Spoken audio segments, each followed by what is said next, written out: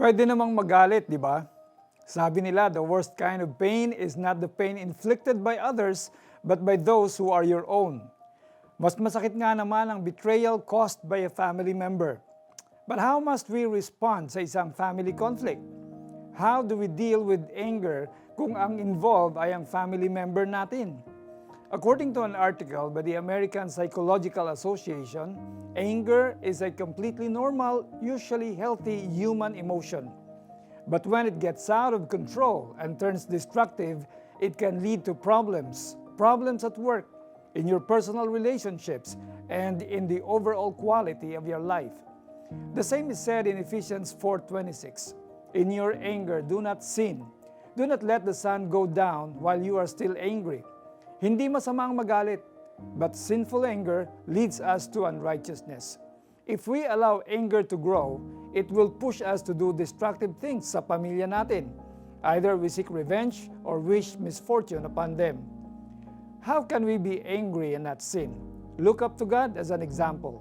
In 2 Peter 3:9, we read that God is slow to anger and patient to everyone. Binibigyan pa na ng chance ang lahat to repent and live a life of sin. Because God is love. If we choose love over hate, we can slowly find a way to forgive those who have hurt us. Hindi madali, pero pwede nating piliin ang forgiveness instead of sama ng loob. Hindi rin tayo pinigilan ni Lord na pagsabihan ang nakasakit sa atin.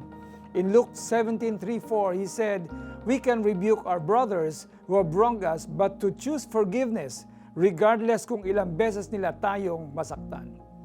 Piliin din natin to love and respect, rather than provoke our family to anger. Nurturing our relationships brings glory to God. Let's pray. Dear Lord, tulungan mo po akong piliin ang love over hate. I pray that I will choose to forgive kaysa magtanim ng sama ng loob sa aking family. Thank you for allowing me to express my emotions too, when everything seems too much to bear. I hope na kahit nagagalit ako, kapag nasasaktan, mas pipiliin kong magmahal kaysa mag-isip na ikapapahamak ng pamilya ko. Thank you, Jesus. In your mighty name. Amen. Application. Are you having a hard time dealing with anger when it comes to your family? Kailangan mo ba ng makakausap? Kailangan mo ba ng mapaghihinga ng iyong saloobin? I-click lang ang icon at chat with us para maka-chat ng live ang ating prayer counselors. Kaya't mag-ingat kayo. Kung magkasala sa iyo ang kapatid mo, pagsabihan mo. At kung siya'y magsisi, patawarin mo.